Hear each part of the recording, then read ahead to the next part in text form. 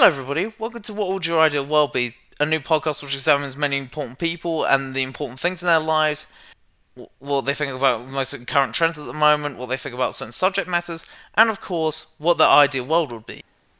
As part of the special series that I'm having covering the London Mayoral election 2021, today's guest will be Vanessa Hudson. She's been involved in animal rights activism for the past 26 years, having had a vegan diet for that period of time.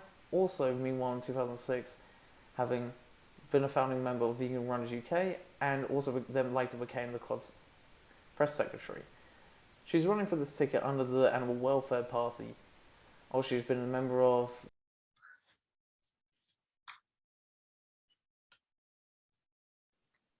Hi. Hello, Vanessa. Are you there? Hello, I am. Yes. Hello. Yeah, good. Thank you. Hi. Hi. Thank you for joining me. That's okay. Thank you for arranging it. Yeah, I'm glad to have you on. Before I start, I just want to wish those watching Happy St. George's Day, even though this is probably going out a little later than planned, but because of how long it takes to edit and stuff like that, it should be fine. Thank you for coming on. And the first question I wanted to ask you is that, hypothetically, as a hypothetical, you've just been elected as the Mayor of London. You just entered City Hall and are getting used to your surroundings. What is the first major policy that you work on and why? So the question was, I've just been elected as Mayor of London. What's my first policy for City Hall? Yep. Is that the question? Yeah. Yes. Okay. So my priority would be to push for carbon net zero status for London by 2025. And to me, that's vitally important because obviously our carbon budget worldwide, we are basically running out of carbon budget. We have nothing left. And so time is running out for us to address the issue of our carbon emissions. And so although, we already have deadlines for when we're going to reach carbon net zero status, I think we have to be more ambitious. And the coronavirus pandemic has shown to me that when we put our minds to something, we can achieve it. We can all work together globally to achieve something. So I think we have to be more ambitious about when we reach carbon net zero status by here in London. And I think we have to push for 2025. And what that looks like is that we get used to the idea of living to personal carbon quotas. We don't dictate to people how they spend their carbon quota, but we get used to understanding the carbon value of our activities. And we have choice over how we use our carbon quota, but we understand that it's limited. It means that the way we build our new houses, we're not just building affordable houses, they also have to be sustainable, and we have to retrofit existing housing stock to make it sustainable. And of course, a key policy for us is promoting public transport use, disincentivizing private transport use, and promoting plant-based diets, because they're better for human health, better for the environment, and of course, better for animals. And if you don't mind me leading on from that, what do you think about, you say the government isn't being necessarily ambitious enough it's like it's 2050 as opposed to it being earlier. Why do you think is 2050 too far away a target for you then, because it's not going because of how urgent all this stuff is? Yeah, we have such a limited window in which to prevent irreversible climate change, and setting a deadline of 2050 is just too far in the future. We will have already done the irreversible damage by then. It's just too far away. So we must be more ambitious. We must try everything possible. And at the moment, no one's had a conversation with us, the general public, about getting used to living to personal carbon budget or a personal carbon quota. But we really should have that in our minds now at this stage of the disaster, and it is a disaster, basically. I'm not saying all the solutions lie in kind of personal behavior. They don't. A lot of the solutions lie in what government is doing and what industry is doing. But at the same time, we need to have an understanding as citizens of kind of what the carbon value of things is, and how we want that spending. Mm-hmm. And on that, I was just saying, how do you plan on getting London to net zero status by, I think it was 2025 on your website, especially given that's a quarter of a century earlier than the government, who plans to get, as I said earlier, the whole country to that target by 2050? What I'm saying is we have to push for it. There has to be an appetite for us to arrive at that point much quicker. So Sadiq Khan's current aim is for us to achieve that by 2030. What I'm saying is we need to get there 5 years earlier than that. And I'm not saying we have all the answers, and I don't want to be one of those politicians who pretends they have all the answers. Clearly, it's complex, but what we have to have is the appetite. We have to have the willpower to get there. So I know that it involves the personal carbon quotas, it involves incentivizing public transport use, disincentivizing private transport use, changing the way we build our homes, changing the way we fit out our homes, getting rid of gas boilers, stopping frequent flying by the introduction of the frequent flyer levy, and rewilding. Of course, we have to have an ambitious plan for rewilding that takes in not only municipal spaces, not only places like Epping Forest, but we have to now start thinking about our back gardens, of which actually the space in London is quite sizable and would make a significant difference. So we need to totally get on board with rewilding. And at the moment, I think it's an area where that message just has not filtered through to citizens who live here in London, who are concerned, but are not sure what to do. Mm-hmm. Is there any other countries or like cities where similar you would like to sort of replicate in terms of like they might have done it in a way that you admire or you want to replicate? Like, is there any other examples that you can point to of where these similar ideas have sort of worked and you would like to replicate for this plan? Well, I think there are small snippets of information we can learn from lots of other places around the world. You know, we can look at New York and Paris, where the funding of their public transport network, not such a high percentage of it comes from fares. You know, here in London, around 65% of the funding of our transport network is coming from fares itself. And obviously, the pandemic has shown us that actually led us to a crisis. So cities like New York and Paris, the way their public transport network is funded differently, and I would say more sustainably, because you know a huge issue here is getting people out of private vehicles and into the public transport, and you can only do that if public transport is always the more affordable option, the more efficient option, the safe option, and that involves funding basically. So we can learn from Amsterdam, where the city council a few years ago passed a motion that all the food served at events catered by the city council, all the food would be vegetarian, and that you had to ask if you wanted a non-vegetarian meal. We have to be bold and do things like this now at this stage in the crisis that we're at. And how would you deal with, say, opposition? Because you're talking about moving away from private transport. I would assume, would that mean stuff like black cabs, for example, for instance, or just in general anyway? And moving away from private transport. I mean, obviously the main area is private vehicles, so people driving private cars into London. That's something that we could easily have a solution, an alternative to. And we have to look at, you know, the reasons why people are driving private cars into central London. Is it about the cost of tube or bus fares? Is it about reliability? Is it about safety, for example? We have to look at all the reasons why people are still using private vehicles and try and address them with public transport. So no, it's not about penalizing people that need to catch the odd black cab now and again. Obviously, you know, we often find ourselves in that situation. It's not about penalizing people. It's about encouraging behavior that long term serves all of us and ensures that the planet we're handing over to our kids and grandkids is habitable. Mm-hmm. And how would you possibly maybe like if you were to get elected and to sort of start dealing with this, like maybe from opposition from say certain like maybe unions of these certain transportation systems who might object to some of these plans, how would you deal with that sort of opposition, for example? Well, I think it's all about listening to people and working out a way forwards together. None of this is meant to be oppositional. None of this is meant to penalize anyone. But what we do need to have is a really sensible, grown-up conversation saying, look, here we are in 2021. We're in the midst of 3 huge crises, all of which could threaten our own existence. We're in obviously a health crisis, which has been brought about by zoonotic pandemics. The next one could be around the corner. It could be even worse. We're in a climate and biodiversity crisis brought about by our behavior as consumers, by industry, but also a really just pointless part of it is brought about by our overconsumption of animal products. We've got a global population of 7 billion, but we've got a farmed animal population of 70 billion. That's nuts to me. That's absolutely crazy. We don't need to have a farmed animal population that's so huge. And it's the feeding and the watering of those 70 billion animals that is the epic, massive problem here. It's like an elephant in the room and nobody is talking about it.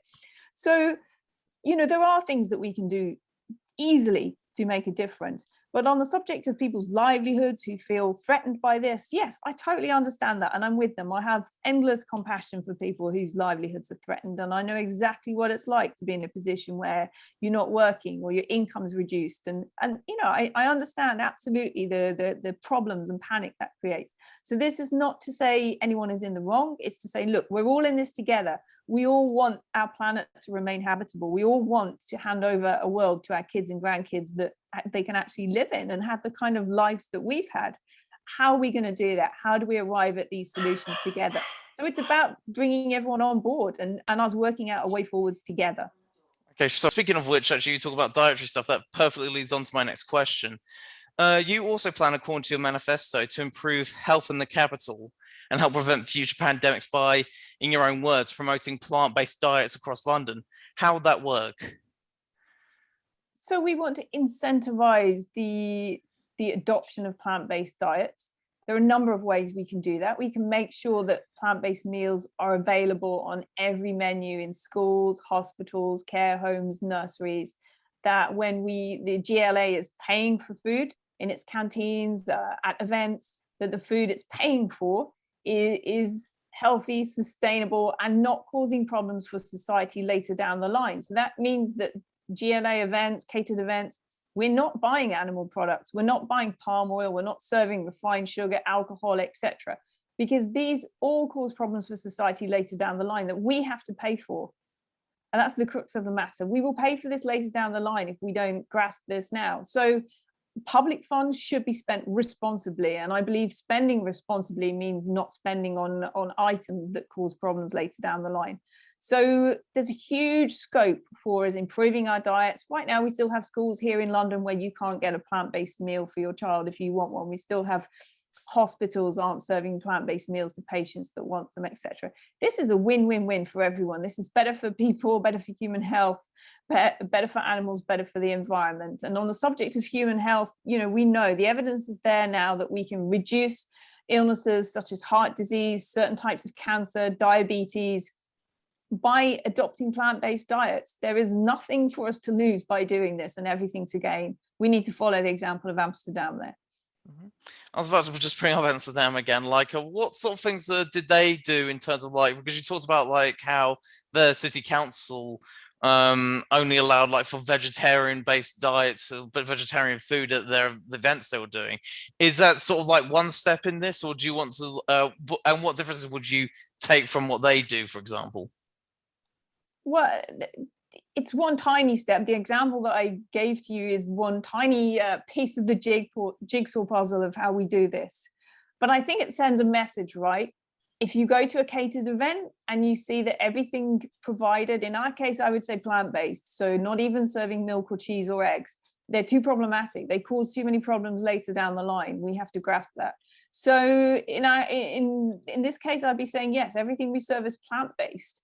That's not to say you have to go home and eat that way. It's just to say if you're coming to an event where it's public money paying for the food you're about to eat, that public money should be spent in the way that causes the least problems for society. That's plant-based food. But yeah, that's just one tiny piece of the jigsaw puzzle. There are many other areas where we can have influence in this area, in GP surgeries, in schools, in workplaces, in public canteens.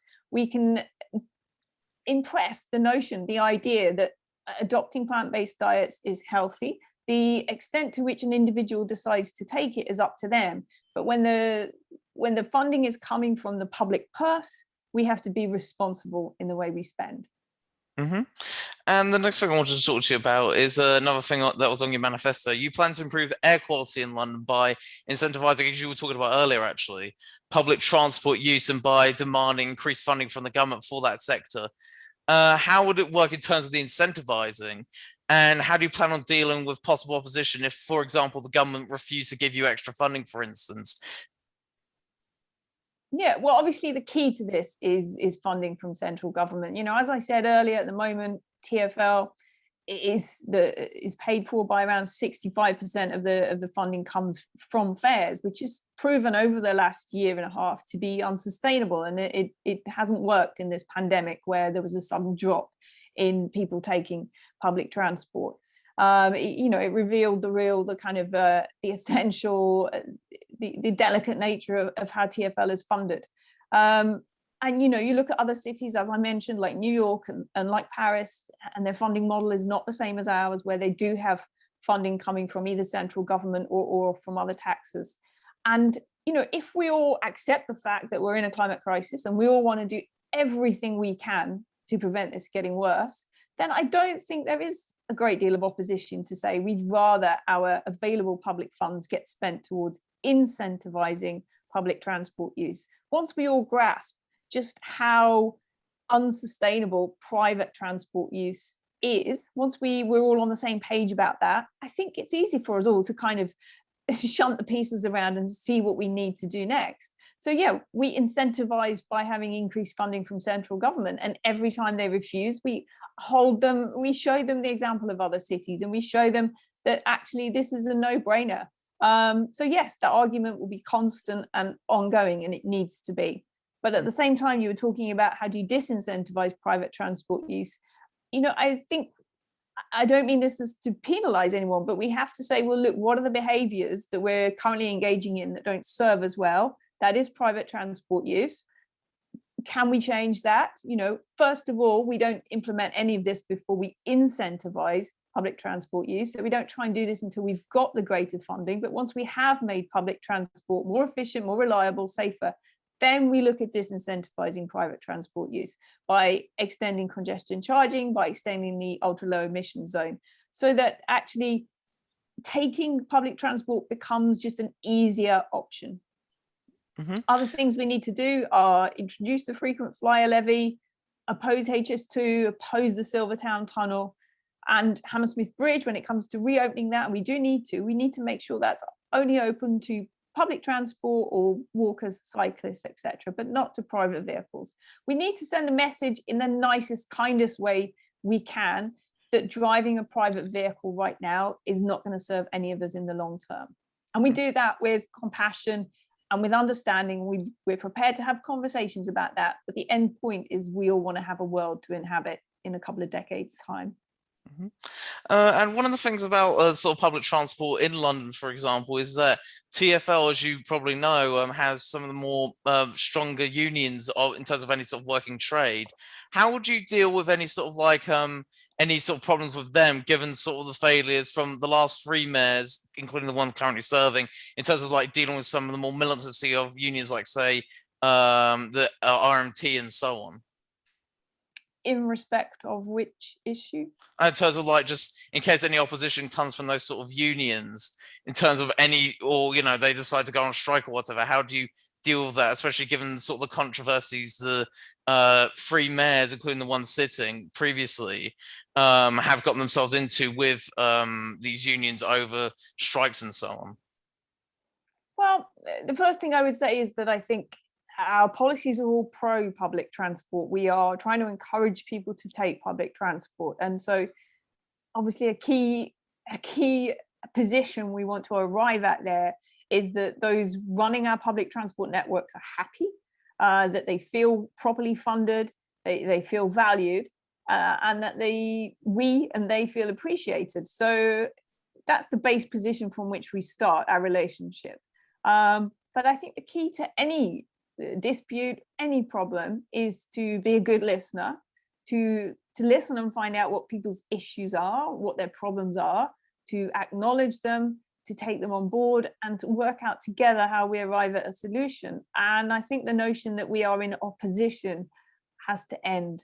It's not a kind of way of doing business, solving the world's problems that really inspires me to be in combat with someone or in battle, because we're all connected, we're all in this together now, we really are in a triple crisis. And so each person deserves our respect, our time, and our appetite to arrive at a solution. And I think if you have those in place on both sides, you will arrive at solutions. Mm-hmm. And the next thing I wanted to ask you is another bit of your manifesto. You plan on creating an animal welfare committee in City Hall to protect the over 1 million animals in London.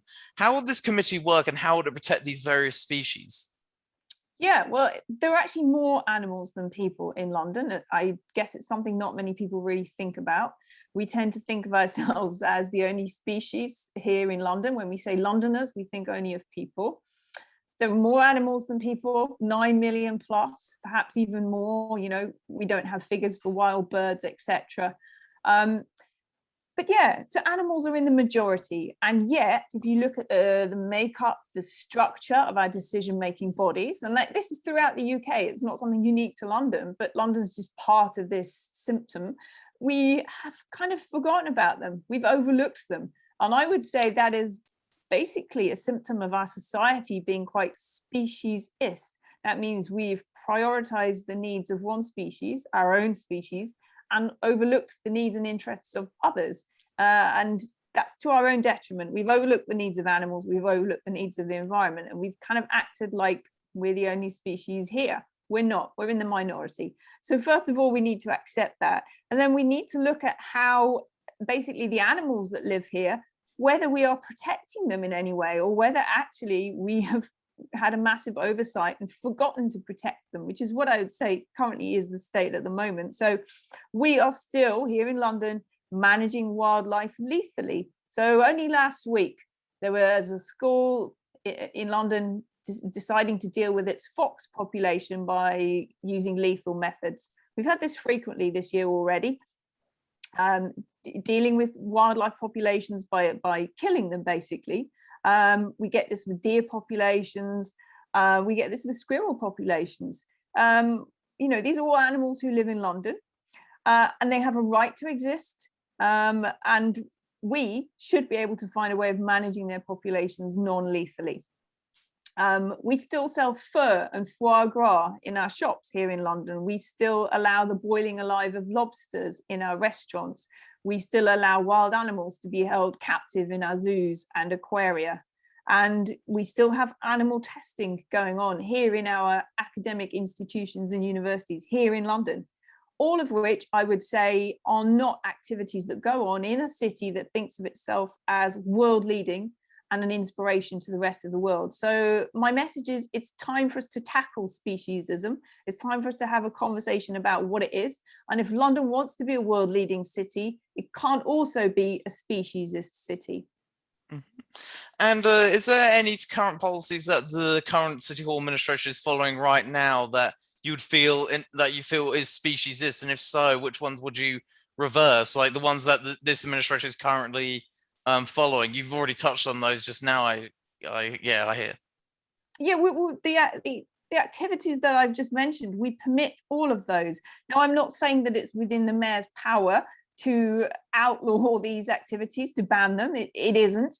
But we can become a culture where speciesism is rejected. So just as we kind of have drives to say London is open to everyone, we widen that message. We say London is not speciesist, and we start having a conversation about it so that school children in London know what the term speciesism means, just like we know what the terms racism and sexism means. We start to have conversations at all levels about what speciesism is, whether we're happy to be a speciesist society or whether actually we feel it's time to change.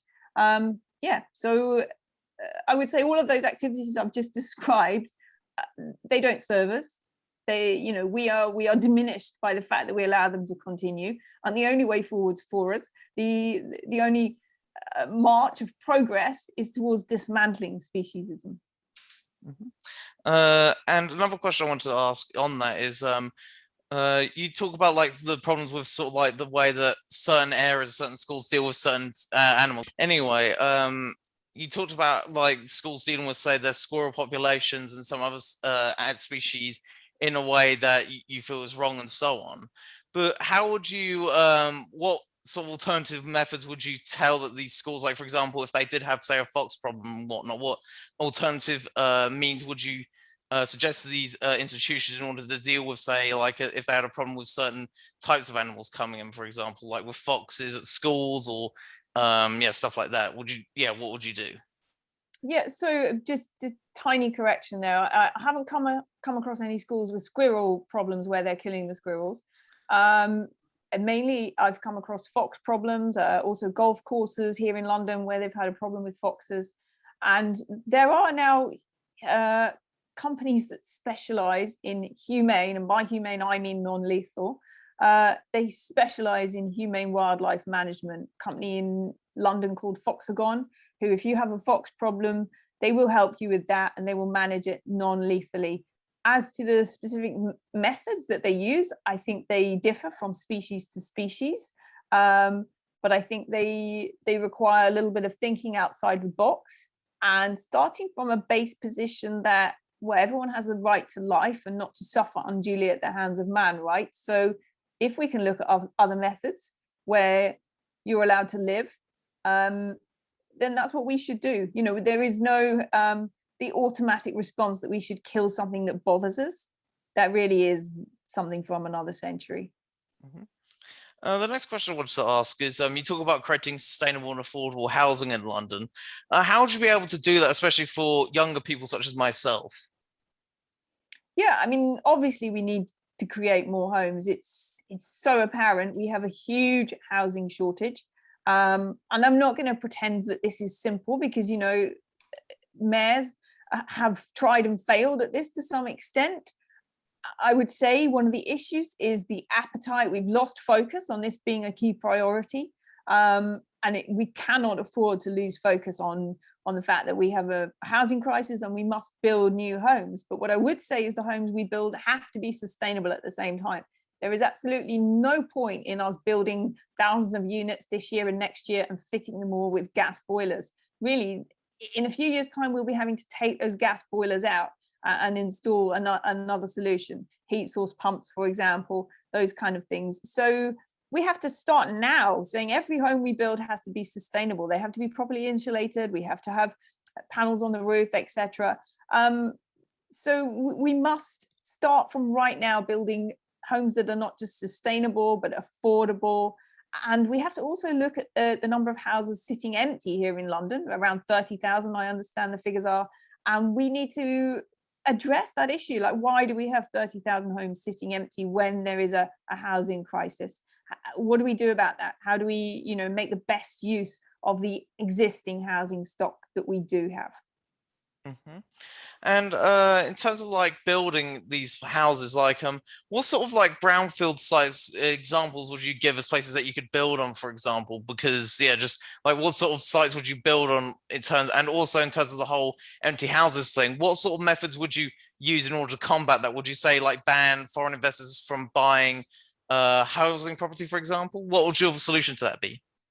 We do need to look at limiting who can invest in our new developments here, of course, because obviously what we've had over the past few years is foreign investors coming, building new developments, and then we find that, you know, sometimes a large percentage of those new units has actually been sold to overseas investors as an investment, really, not as the primary function that we want these homes to have, which is to be a one and only home for someone. So yeah, we do need to look at limiting who can buy or invest in housing stock here in the UK. Yeah, that obviously, as I mentioned earlier, though, it's obviously complex, and I don't want to pretend I have all the answers to this. And I think anyone who says they do is doing us a disservice. It is complex, but I do think we have to have the appetite to find a way through, and I think that's what's been missing so far. Mm-hmm. And the next thing I wanted to ask you is, you were touching upon this earlier, so I hope you don't mind me touching on it. You also plan to bring about a culture where speciesism is rejected by doing things such as banning the use of lobsters for boiling in restaurants and encouraging non-animal testing in universities and scientific institutions. How far do you plan on going with this in terms of like, you know, banning and outlawing stuff and other methods? And what would your response be to possible critics of this policy? Well, the question of how far we plan on going in promoting an end to speciesism, I view speciesism the same way as I view sexism and racism, that this kind of way of living, of being, of thinking, has no place in a modern day society. The only problem is that we haven't been encouraged to think about it. Okay, it's not our fault. We were brought up in a speciesist society. To a certain extent, we can be forgiven for not knowing much about it or about the concept. We can be forgiven for not knowing what the word means right now. But we need to start altering that, because it really doesn't serve us. It doesn't serve us environmentally, it doesn't serve us in terms of health, and it doesn't serve us ethically or morally.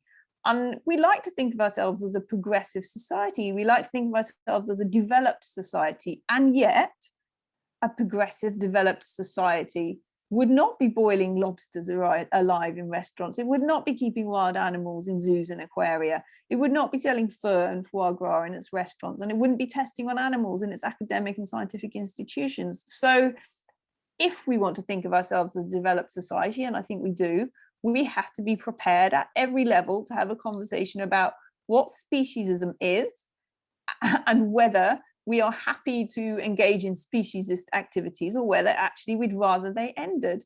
And this is like, it doesn't happen overnight, just as the way, we haven't yet arrived at a society that's totally rejected sexism and racism, but we know we should. We're on the same trajectory with speciesism. We're beginning to understand what it is. We're beginning to understand why it has no place in a modern society. And we're beginning to understand that we must end it. And, you say, how far would you go in banning those activities? Well, yeah, long term, all of them have no place in our society. But right now, we're at the very beginning point of where we need to be talking about why they're wrong and taking society on board with us about how we get to a point where we're not doing those activities anymore. That's a long-term plan. Obviously, it will take a long time, but I am in no doubt whatsoever that is where we need to be. Mm-hmm. And one possible would you consider, for example, in say London schools, in the same way that kids are taught not to be, sexist and racist and so on, to start like teaching kids also not to be speciesist, as you talk about, and also maybe sort of to use your this position as a way to sort of like promote that across the country as well? Yeah, I absolutely think in schools we need to have conversations about what speciesism is. Yeah, we do. And there are many examples in schools where we are still engaging in speciesist behavior. I'm not talking only about the food we serve in schools, but classroom hatching projects of ducklings and chicks, for example, which schools across London are doing right now as we speak. They've taken eggs away from their mum, or these eggs will never see their mum, and they're in a classroom. And the notion behind this is really that, well, these objects, these animals, they're for us to do what we want with, but those chicks will never see their mum. There's a high probability they will be killed after the project. I think it's unfair to the kids involved. And I think it's grossly unfair to the mum and the chicks that are born.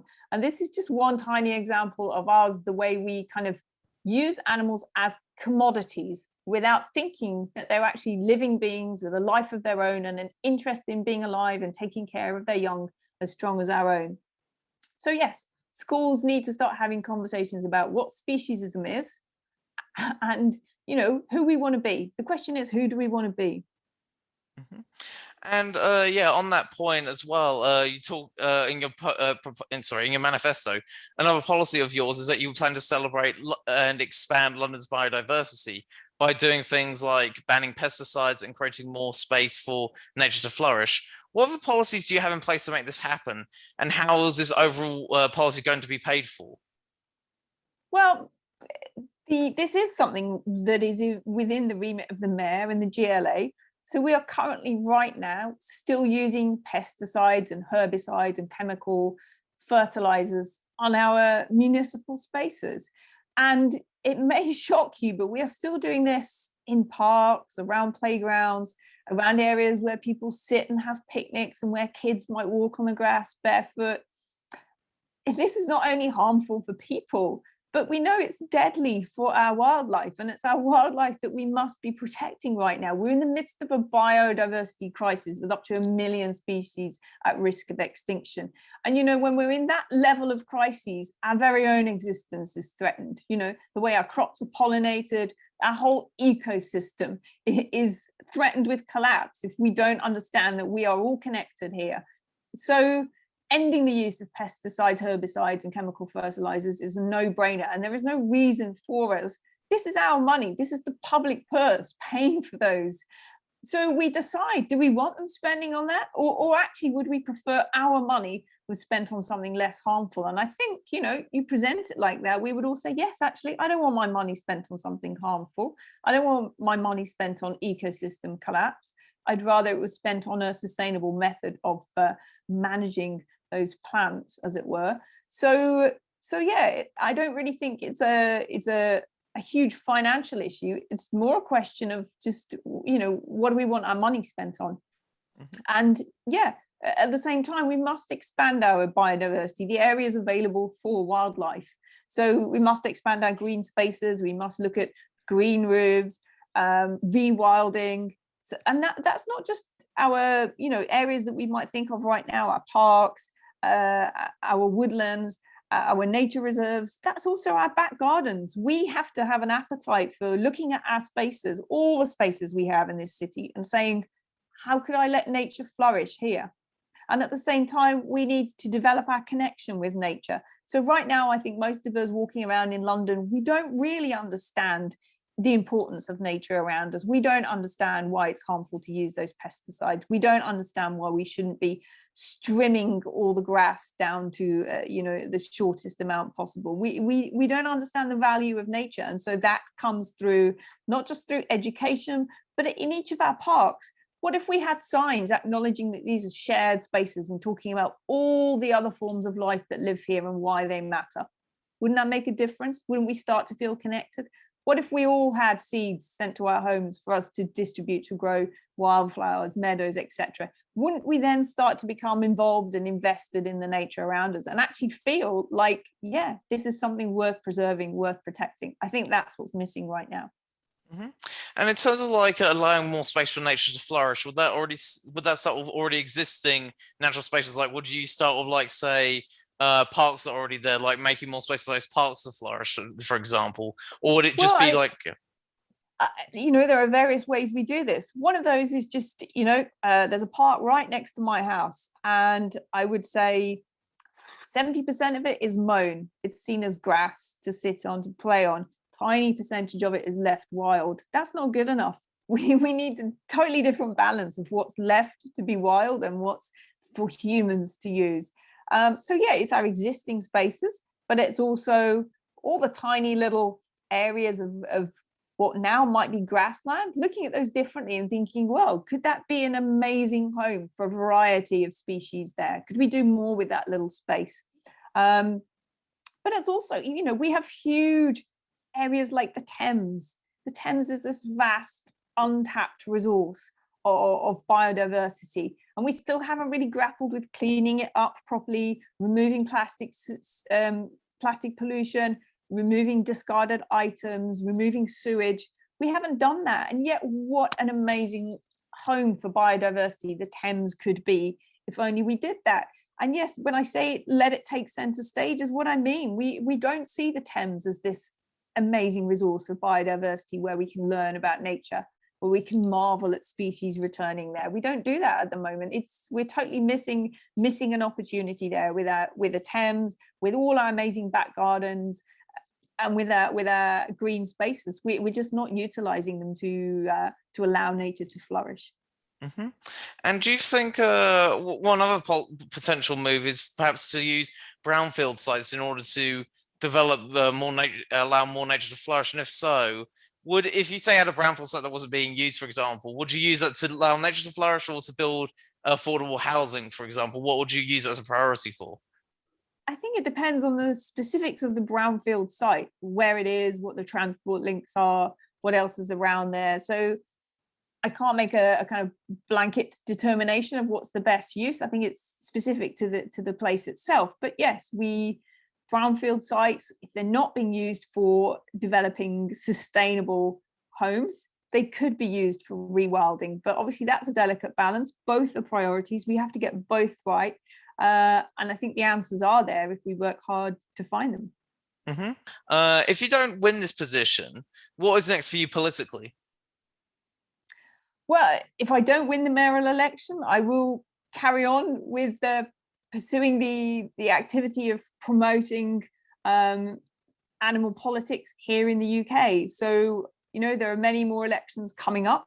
At the same time as the London mayoral election, we're also standing in the London Wide Assembly election. We're standing in the Scottish Parliament election. There are obviously elections next year and in the years after that. So for us, we are happy to we see this as a platform for speaking about issues that really matter, that we must have conversations about. We're happy to have had this platform, and we will keep promoting this message. We are part of a huge international movement of political parties for animals. We're one of the fastest growing political movements in the world. We're now over 20 strong parties around the world. We take great strength and support from each other. Our sister parties in the Netherlands have just had huge gains there. They now have 6 MPs in their parliament. We know that we are on the right side of history, and that one day there will be representatives for animals and the environment in our parliaments, our assemblies, our decision-making bodies. It's just a matter of time. Mm-hmm. And the penultimate question I wanted to ask you, and this is the title of the show, and it's what I ask all my guests: what would your ideal world be? My ideal world would be a world that is not speciesist. That would be a world where we are living in balance with each other, people, animals, and the environment. So where we're living sustainably, where we're living with compassion, where we're not causing undue suffering to animals, to the environment, to other people. So where we live with connection and compassion. Mm-hmm. And this is my final question, and it's just mainly because this is an audio show, so and podcasts and whatnot. But what is your favorite song? Very good question. Right now, it's Don't Give Up. You've got the dreamer in you, which I believe is by the New Radicals. Yeah, I figure you get what you give is that's what it's get called. What you give. Yeah. Great pick. Anyway, for those who want to find you and find out more about your campaign, how can they find you on social media? Like, what's your websites and social media? We are on Facebook, Animal Welfare Party, on Instagram, animal_welfare_party. On Twitter, we're at Animals Count, and our web address for this election is vanessahudson.london. Okay. Thank you very much for coming on, and good luck with your campaign. Lovely to talk to you. Thank you. Lovely to talk to you. Bye-bye. Bye-bye. Thanks for watching. If you enjoyed this podcast, please like and share this video, as well as subscribe to the Ed Interviews YouTube channel, and also the Ed Interviews BitChute channel, and also look at my stuff on Mixcloud as well. I have more of this content coming in, and also subscribe to my Patreon subscribe star as well for more guest requests, as well as free copies of my old books. Until then, see you next time, guys.